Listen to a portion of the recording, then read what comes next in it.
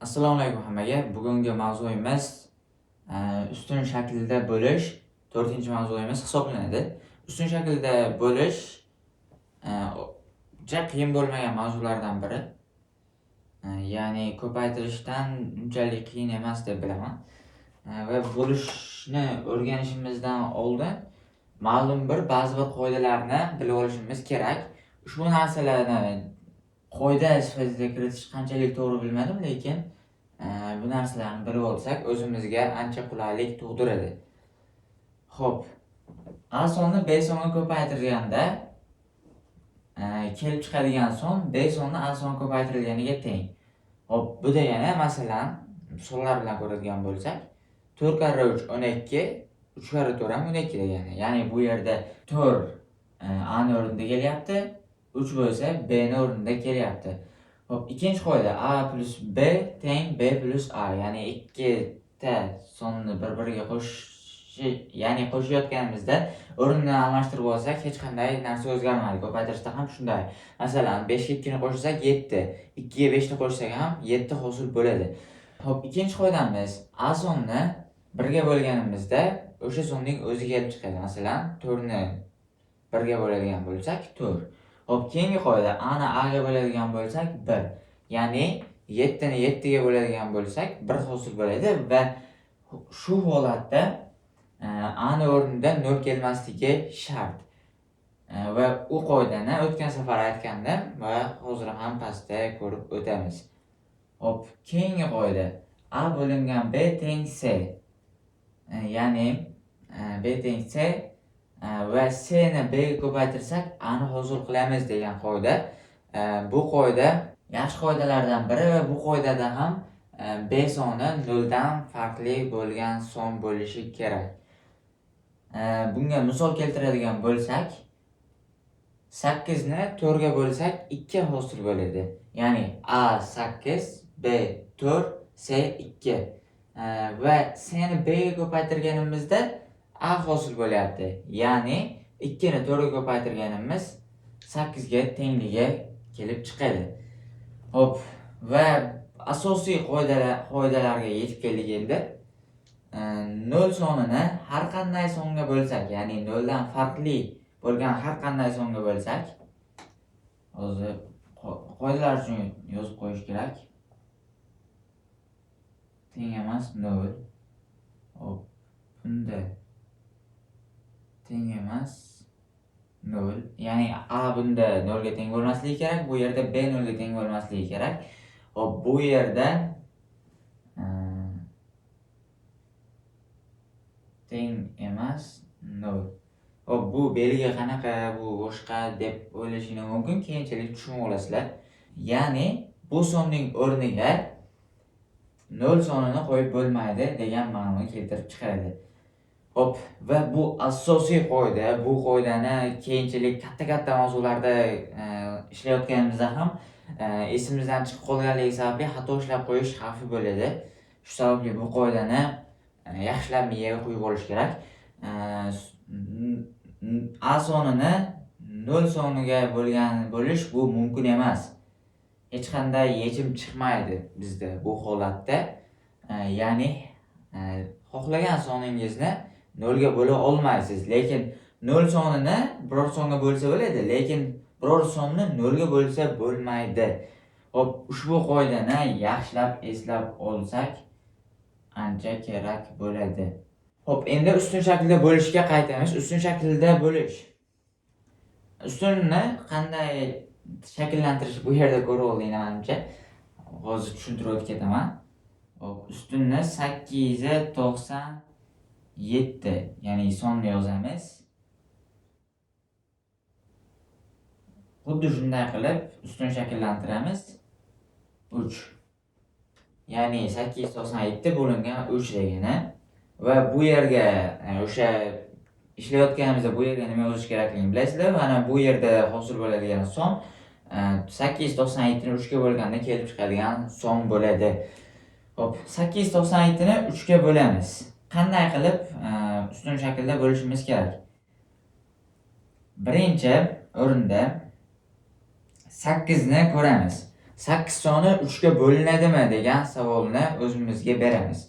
8 soni 3 ga bo'linadimi? Ya'ni qay holatda? Albatta bu bo'linmaydi degan fikr keladi, lekin 8 soni 3 dan kichkina bo'lmasa, ya'ni bu yerdagi son bu yerdagi sondan kichik bo'lmasa, demak biz ya'ni boshda yozayotganimizda bemalol ish bajara olamiz. Bo'lmasa 0 yozib keyingisiga o'tib ketsak ham bo'ladi, lekin bu 0 ni yozish bizga kerak emas. Hop, bo'lishda qanday bajariladi? Eng chap tomoniga qaraymiz va tepasiga kichik virgulga o'xshagan narsa qo'yib olamiz va bu bizga ancha yordam beradigan narsa hisoblanadi. 8 ni 3 ga bo'lasak, javob 2 chiqadi. Masalan, 8 bu 6 va 9 ning orasidagi sonda, to'g'ri? Hop, 3 ni 2 ga ko'paytirsak 6 bo'ladi, 3 ni 3 ga ko'paytiradigan bo'lsak 9 bo'ladi. Ya'ni qoida bildingki, bu yerga 2 yozganimda u katta bo'lishi umuman mumkin emas, kichik bo'lsa bo'laveradi degan kichik bir qoidacha bu yerdan kelib chiqdi. Hop, 2 ni 3 ga ko'paytiramiz. 8 ni 3 ga bo'lsak 2, 8 ni ichida 3 talikdan 2 ta bor deb aytsak ancha tushunarli bo'ladi. 2 ni 3 ga ko'paytiramiz 6 va bo'lishda minus ishorasini qo'yamiz har doim.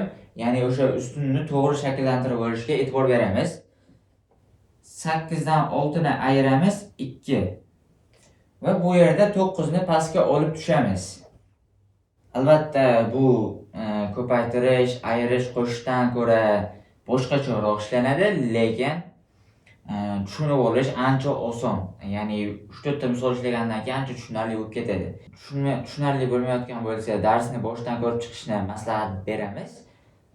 Agarda o'sha paytda ham tushunarli bo'lmaydigan bo'lsa, maktabdagi o'qituvchingizdan yoki biror bir tanishlaringizdan so'rasangiz, albatta bu mavzularni ko'pchilik biladi va ulardan ham tushunib olsangiz yaxshi. Ya'ni men nima demoqchiman? Ya'ni men bir narsa aytmoqchimanki, biror bir mavzu o'tgandan keyin biroz tushunarsiz bo'ldim, boshqa o'qituvchidan so'rash kerak. Unda ham tushunarsiz bo'ldim, boshqa o'qituvchidan yoki boshqa insondan so'raydigan bo'lsangiz, 2 xil, 3 xil metodda o'rganasiz. Ya'ni o'rganish usuli 2 xil, 3 xilda o'rganib olasiz.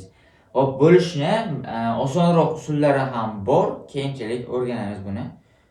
Hozircha shu usul biz uchun eng qulay. 8 ni ichida 3 talikdan 2 ta bor. 2 ni 3 ga ko'paytiramiz 6 va 8 dan 6 ni ayiramiz va 2 ni hosil qilamiz. Va 9 ni xuddi shunday pastga olib tushamiz. 9 ni pastga olib tushamiz. 29 hosil bo'ldi. 29 sonini ichida 3 talikdan nechta bor? Ya'ni 9 karra 3 karra 9 27, 3 karra 10 30. 30 bo'lsa oshib ketar ekan, demak biz 9 ni berishimiz kerak. Ya'ni shu narsani aytib qo'ymoqchimanki, hech qachon bu yerda 9 dan katta son kelib qolmaydi. Bo'lmasa mana bu yerda xato qilgan hisoblanib qolamiz. Ya'ni biz iloji boricha kattaroq ichida bor sonni olishimiz kerak. Bu yerda 6 ni oldik. Bu yerda 29 bo'lsa 27 ni olyapmiz. 9 ni 3 ga ko'paytiramiz. 27, ya'ni ayirish ishorasini qo'yamiz. 27, 29 dan 27 ni ayirsak 2. Hop, 7 ni pastga olib tushamiz. Hop, 7 ni olib tushadigan bo'lsak 27 hosil bo'ldi. Ya'ni 27 ni 3 ga bo'lsak 9. 9 ni 3 ga ko'paytirsak 27 teng 0. Va bizning javobimiz 897 ni 3 ga bo'lsak 299 hosil bo'lar ekan. Hop, albatta bu mavzu biroz murakkabroq tuyulishi mumkin, lekin ancha oson mavzu. 8 ichida 3 talikdan maksimum 2 ta borligi sababli, ya'ni 3 ta bo'la olmaydi. Ya'ni biz nimaga bu yerda 1 yozmayapmiz? Ya'ni 8 ni ichida 3 talikdan bitta ham bor-ku, 3 ni yozib 8 dan 3 ni ayirib 5 hosil qilib qo'ysak nima bo'lardi degan savol tug'ilishi mumkin. bunda misolimiz xato chiqadi. Iloji boricha eng kattasini olishimga majburmiz. Hop, keyingi misol, ya'ni bu yerda tushunib oldinglar degan umiddaman. Hop, keyingi misolni ko'ramiz. O'yitining 283 ni 7 ga bo'lishimiz kerak ekan.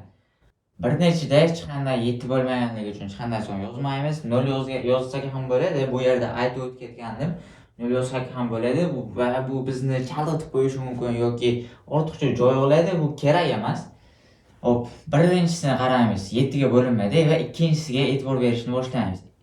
Ya'ni ikkinchisini ham qo'shib olgan holda bo'lamiz. O'yitni 7 ga bo'ladigan bo'lsak, hop, o'yitning ichida 7 talikdan 2 ta bor. Ya'ni agar 3 ta beradigan bo'lsak 21 bo'lib ko'payib ketadi. Bitta beradigan bo'lsak juda ham kamayib ketadi va 2 ta bu eng muqobil variant. 2 ni 7 ga ko'paytiramiz. 14. Hop. O'yitidan 14 ni ayiradigan bo'lsak 3. Endi 2 ni pastga olib tushamiz 3 ning oldiga. 32 hosil bo'ldi. 32 ni ichida 7 talikdan maksimum 4 ta bor.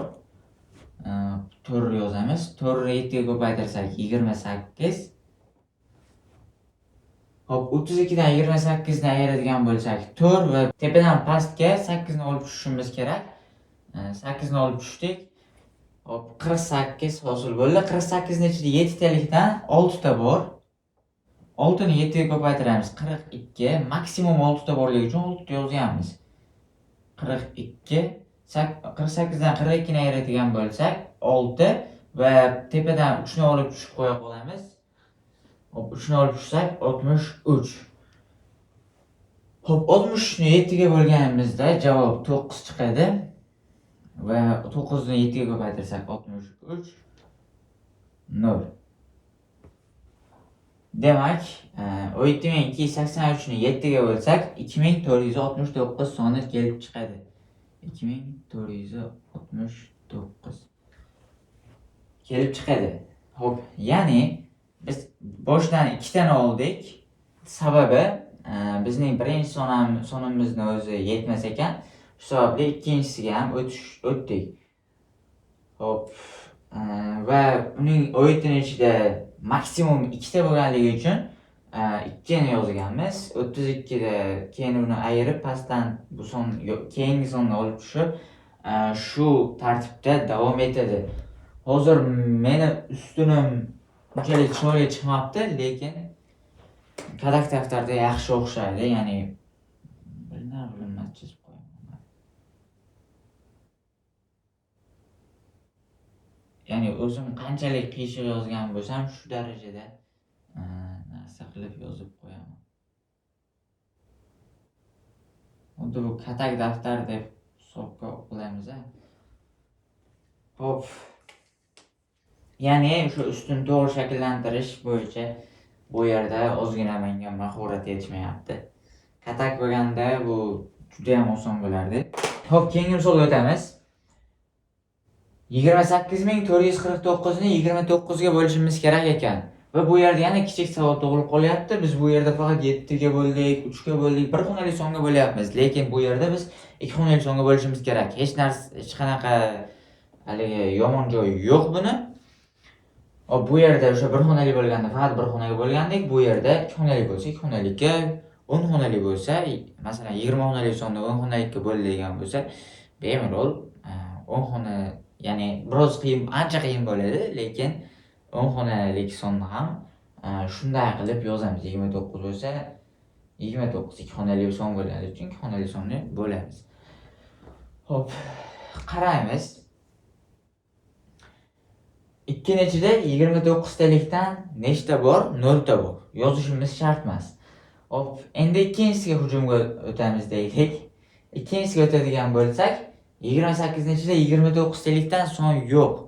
Ya'ni unda ham faqat 0 ta. Uni ham yozishimiz shart emas. Hop, va 4 ga o'tamiz va 284 ning ichida 29 talikdan son bo'lganligi uchun 284 bilan bemalol 284 ni muqobil variant sifatida olamiz. Hop. Endi 284 ning ichida maksimum 29 talikdan nechta bor degan savolga javob berish kerak. 284 ning ichida 29 talikdan 9 ta bor. 9 ni yozib olamiz. Ayrilgan 9 ni 9 ga ko'paytirsak 81 ning 1 8 yodda, 9 ni 2 ga ko'paytiradigan bo'lsak 18 va 8 yodimizdagi bilan 26.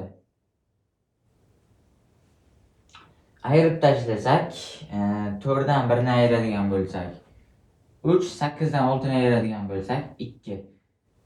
Xo'p, tepadan 4 ni olib tushamiz. 4 ni yozdik. Hop, 234 ning ichida 29 talikdan maksimum nechta bor? Hop, 8 ta bor. 8 tami?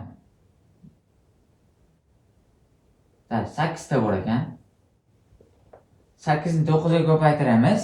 72 va uning 2sini olamiz. 7 yodda 8 ni 2 ga ko'paytirsak 16. 7 yoddagi bilan 23. Va 234 dan 232 ni ayiradigan bo'lsak 2 soni kelib chiqadi. Hop, past tepadan 9 ni olib tushamiz. 9 ni yozamiz. 29 ning ichida 29 talikdan bitta bor. Hop, 1 ni yozib qo'yamiz. Va 1 ni 29 ga ko'paytirsak 29 soni kelib chiqadi. Hop, ayirib tashlasak 0. Va bizda oxirida 0 kelmaguncha shunday qilishimiz kerak. Bu yergacha kelib bo'lgan bo'lsangiz, endi misol xato berilgan deb tushunishingiz mumkin. Hop. Bo'lishda hozir 4 yana bitta misol ko'rib chiqamiz, biroz murakkabroq. Hop, do'stlar, men bu yerda bir narsani aytib o'tishni esimdan chiqarib qo'yaman. Hop, bu yerda ko'paytiryapsizlar-ku. Masalan, 8 bu yerda birdaniga o'zimdan o'zim yozib ketdim. 9 ni 29 ga ko'paytirib 261 hosil qildim. 8 ni 29 ga ko'paytirib hop 232 hosil qildim. Hop, buni qanday qildim? Ustun shaklda ko'paytirish usulini shu yerning o'zida bajarib ketdim. Hop, oxirdan qarasak, 1 ni 9 ga ko'paytirdim, 9 yozdim. 1 ni 2 ga ko'paytirdim, 2 yozdim. 8 dan 8 ni 9 ga ko'paytirdim. 72 chiqdi. 72 ni 7sini yodda saqlab 2sini yozdim. Hop, 7 ni yodda edi. 8 ni 2 ga ko'paytirsak 16, 7 yoddagi bilan 23 hosil qilib shu yerga yozganman. Ya'ni ustun shaklda ko'paytirish mavzusini yaxshi bilgan odam bemalol muammosiz ishlay oladi. Hop. Endi bu misolga qaraymiz. Bir nechida 10 bittalikdan 0 ta bor va buni ola olmaymiz. 10 nechida 10 bittalikdan maksimum 0 ta borligi uchun buni ham ola olmaymiz. Demak, 100 nechida 10 bittalikdan 9 ta bor, demak borligi uchun bu yerga kichik narsa, virgulga o'xshagan narsa qo'yib qo'yamiz. 100 nechida 11 talikdan 9 ta bor. Hop, 9 ni 1 ga ko'paytiramiz. 9. 9 ni 1 ga ko'paytiramiz. 9. 100 dan 99 dan ayiradigan bo'lsak 1. Hop, endi 0 ni olib tushamiz. Ya'ni har doim bir marta ayirdik-ku. Ya'ni bir marta ayirib bo'lganimizdan keyin bu yoqdagi sonni yoniga olib tushishimiz shart. Bunda bu olib tushgan sonimiz deyarli bu olib tushgan sonimiz bu qonun, majburiyat. Va bu misollar ham ya'ni bu yerda bo'lgan misollarda ham ko'rgandikki, olib tushganimizdan keyingi son bu ichida bu sondan ishtirok etgan maksimum bor edi. Va bu yerda endi yo'q bo'lib qoldi. Ya'ni 0 ni olib tushganimizdan keyin ham 11 ga bo'linmasligini ko'rib qoldik. 10 11 ga bo'linmaydi. Va shu paytgacha bu yerda yozgandikki, masalan, xuddi shu misolni ko'radigan bo'lsak,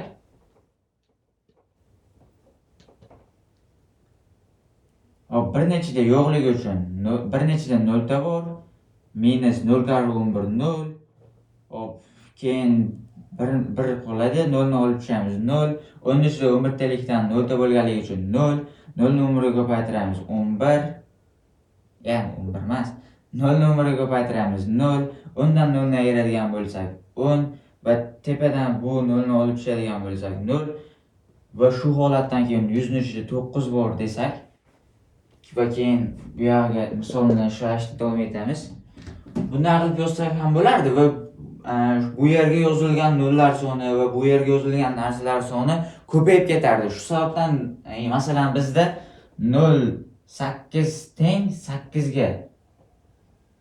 Hop, 0 0 0 0 7 teng 7 ga.